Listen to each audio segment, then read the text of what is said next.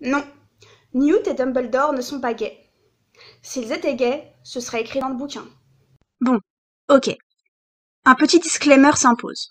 J'admets avoir un petit peu filmé cette vidéo sur un coup de tête parce que quand j'ai vu le tweet de James Dashner parlant de l'homosexualité de Newt, je suis un petit peu partie en vrille en me disant ça y est, on avait un nouveau Dumbledore. La vérité, c'est que c'est pas tout à fait ça. Si j'ai bien compris, James Dashner compte sortir un nouveau livre centré autour de Newt, ou en tout cas dont Newt fera partie.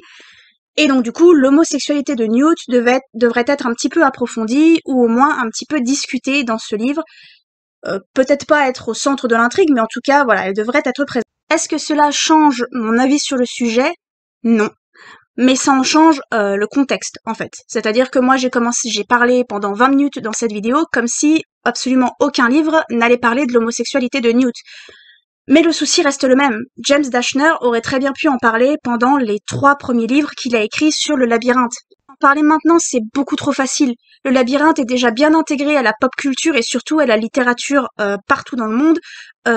Il a déjà sa base de fans. Ce que je veux dire, c'est que même si l'intégralité du fandom venait à abandonner le labyrinthe par pure homophobie, James Dashner, il n'aura pas de problème. Ses 3 premiers livres font déjà partie de la pop culture. La fanbase lui a déjà rapporté beaucoup de sous.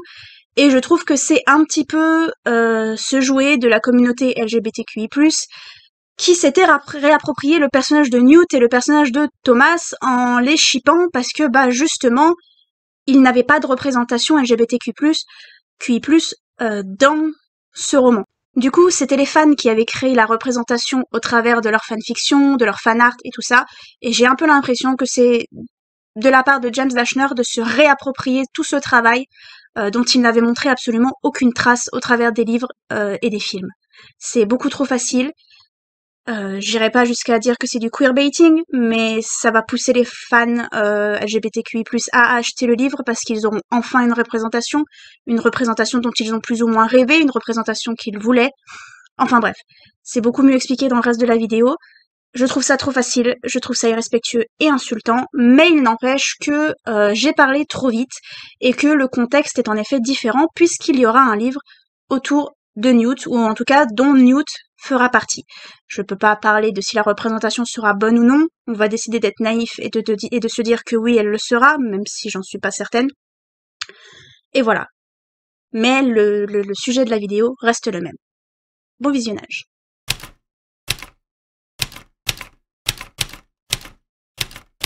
Quand j'ai vu le tweet de l'auteur de la saga Le Labyrinthe, j'étais tellement vénère que je me suis dit qu'il fallait absolument que je fasse une vidéo tant que j'étais vénère. Sauf qu'entre-temps, je suis allée chercher mon courrier. Et ma copine Marie, elle m'a envoyé du popcorn. Genre, vous avez, vous, des amis qui vous envoient du popcorn? Du coup, maintenant, je suis plus vénère. J'ai le cœur plein d'amour. Ça marche pas.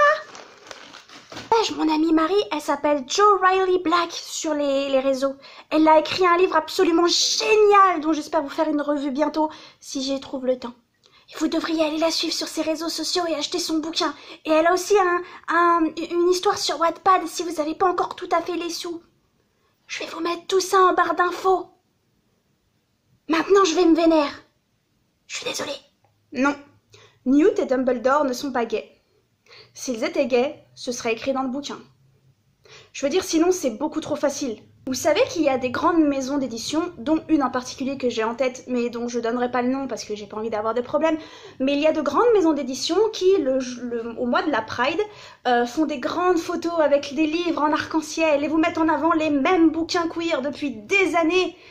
Et quand vous envoyez vos livres, vos manuscrits, ils vous disent qu'il y a trop de personnages gays dans votre histoire.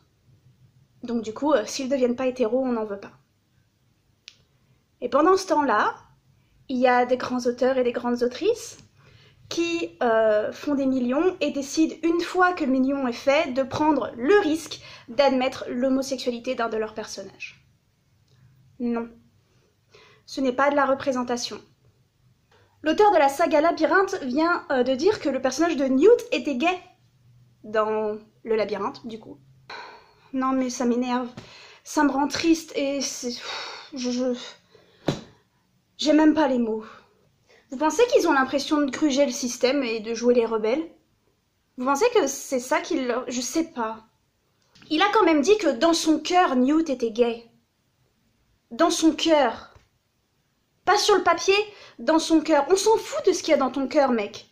On s'en fout. Moi, gamine, quand je lisais des bouquins, j'avais besoin de voir des personnages qui tombaient amoureux de femmes. Amoureuses, plutôt. Des personnages qui tombaient amoureuses de femmes. Ou même des mecs qui tombaient amoureux de mecs. J'avais besoin d'un peu de représentation et de me sentir un peu moins seule dans ma tête et d'avoir l'impression que la littérature était d'accord avec moi. Cette histoire qu'il est gay dans ton cœur, j'y crois pas une seule seconde. Je suis désolée, je connais pas le mec personnellement et il me semble qu'il vaut mieux pas parce que je crois que j'ai vu passer des trucs sur lui. Moi, j'ai plusieurs théories. J'ai la première théorie que, en effet, Newt était peut-être gay dans son cœur, ou dans la première outline, ou dans le premier... tout ce que vous voulez. Mais qu'il savait que ça passerait pas auprès des maisons d'édition. On les connaît, ces maisons d'édition. Ou alors, deuxième théorie, il s'est rendu compte un peu plus tard que tout le monde shippait Thomas et Newt. Et donc, du coup, avec toutes les fanfictions, ça allait relancer le business. Maintenant qu'il a dit que Newt était gay, ça va racheter les bouquins. Ça va re-regarder les films, parce que on a besoin de représentation. Il y en a de plus en plus de nos jours. Pas toujours très bonnes, mais il y en a de plus en plus. Mais c'est pas parce qu'il y en a de plus en plus que c'est suffisant. Et du coup, on est obligé parfois de se contenter de quelques miettes, de queerbaiting à outrance. Supernatural, je m'en remettrai jamais. Destiel n'est pas canon. J'en ai rien à foutre de ce que vous avez pensé de la fin de la saison 15. Destiel n'est pas canon. Ils se sont foutus de notre gueule du début à la fin. C'est un autre sujet. Mais... parce qu'on va chercher à récolter les miettes. Si vous voulez un Newt gay, allez lire des fanfictions. Je suis persuadée qu'il y en a des excellentes qui se baladent sur la toile, écrites par des personnes gays elles-mêmes ou eux-mêmes. Vous allez trouver des fanfictions on voices qui sont sûrement géniales sur le...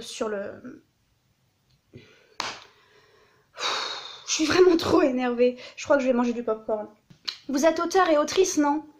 Vous connaissez le pouvoir des mots, vous savez ce que les mots peuvent faire, ce que les mots peuvent offrir et faire ressentir. Je suis désolée, mais gay, il n'y a que 3 lettres, c'est pas difficile à écrire. Lesbienne, il y en a un petit peu plus, mais je vous jure, vous allez y arriver. Bi, pan, aro, ace, et là je parle d'orientation amoureuse, d'orientation romantique et sexuelle, mais c'est pareil pour les identités de genre.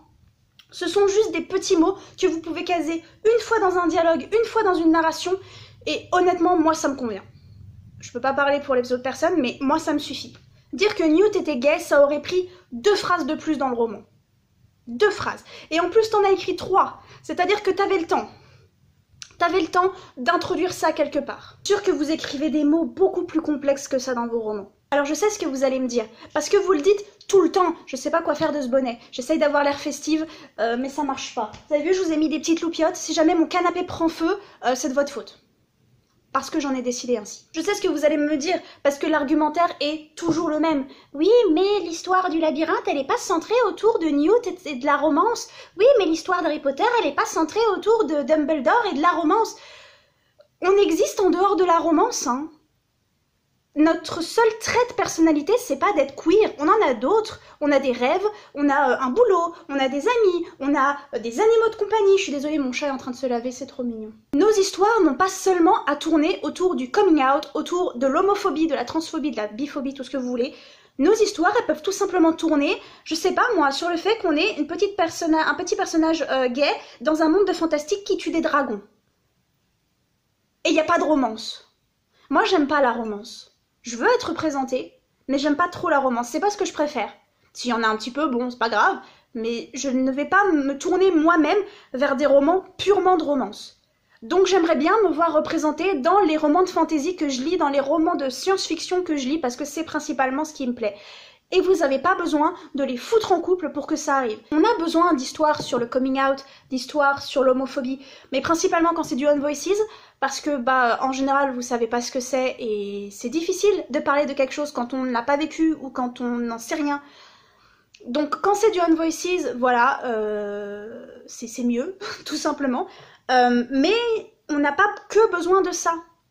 On n'a pas que besoin d'histoires malheureuses, on n'a pas que besoin d'histoires orientées vers la romance, on a aussi besoin d'histoires comme Le Labyrinthe, une petite dystopie avec un personnage gay plutôt badass, plutôt intelligent, et que ça n'a rien à voir avec son orientation romantique ou sexuelle, ça a juste à voir avec le fait qu'il faut qu'il survive. Tout simplement. Ça me vénère et je trouve ça insultant. C'est tout, c'est tout. Je trouve que c'est se foutre de notre gueule, je trouve que c'est, voilà, c'est de se... C'est à l'époque où ils ont publié, soit ils y avaient même pas pensé, soit ils en avaient rien à foutre, soit ils se sont dit ah, si on fait ça, et ben on se fera pas publier, ou alors on va se recevoir de l'homophobie dans la tronche et puis on n'est pas prêt à recevoir ça. Non, personne n'est prêt. Hein. Du coup, ce qu'on va faire, c'est soit on n'en parle pas et on en parlera après quand on se sera déjà bien fait de la thune, voilà. Soit ils y avaient pas pensé du tout, et ouais, ils ont décidé de surfer sur la vague des fanfictions, et de surfer sur le fait qu'il y ait des jeunes personnes homosexuelles, ou queer en général, de la communauté LGBTQ+, qui avaient besoin, en fait, de représentation, et qui ont dû se créer leur propre représentation. Qui ont dû chercher dans des livres, chercher dans des séries, chercher dans des films, le moindre regard, la moindre truc un peu ambigu pour se dire c'est bon, là je peux créer quelque chose à partir de ça. Là je peux essayer de créer une histoire qui moi me représentera. Je pense que toutes les personnes qui ont écrit des fanfictions on voices devraient se lancer dans l'écriture vraiment pour écrire des romans originaux. Continuez d'écrire de la fanfiction évidemment si c'est ce qui vous plaît et ce qui vous fait plaisir, mais vous pouvez vous lancer, écrivez des romans originaux, écrivez les histoires que vous voulez entendre, créez vos propres histoires. On en a besoin de les lire. On a besoin de faire de l'ombre à ces gens qui pensent qu'ils peuvent s'en tirer aussi facilement qu'avec un tweet où ils disent « Ouais, si, toutes ces années, il a été gay. Je vous l'ai pas dit, hein. Mais toutes ces années, il a été gay. Achetez mon bouquin. » Si votre personnage est gay, si votre personnage fait partie de la communauté LGBTQI+, dites-le. Écrivez-le. Ça compte pas sinon. Important pour vous, si vous avez envie de partager ce genre d'histoire, partagez-les vraiment. Voilà, c'est tout ce que j'avais à dire. C'était surtout pour me plaindre, je pense. On se rappelle de juste ça, hein. Si votre personnage fait partie de la communauté LGBTQI+, on l'écrit dans le livre. N'hésitez pas à le dire 15 ans après parce que c'est plus safe. Je sais pas si ça sera plus safe pour les personnes de la communauté LGBTQI+, dans 10 ans. Je sais pas. Je l'espère. J'espère qu'on est en train de créer un monde plus safe, mais c'est trop facile. C'est trop facile pour ces personnes-là de surfer sur ce genre de vagues parce qu'ils savent que maintenant c'est bon, ils ont fait leur carrière, que c'est bon, maintenant on peut plus leur retirer tout ça, que c'est bon. C'est trop facile. Il n'y a aucun risque de prix. Ça devrait pas être un risque, mais rien que le fait qu'ils ouvrent leur bouche après montre que c'en est un et que c'était un risque qu'ils étaient pas prêts à prendre. Tout ça pour des ventes. Non, je l'accepterai plus.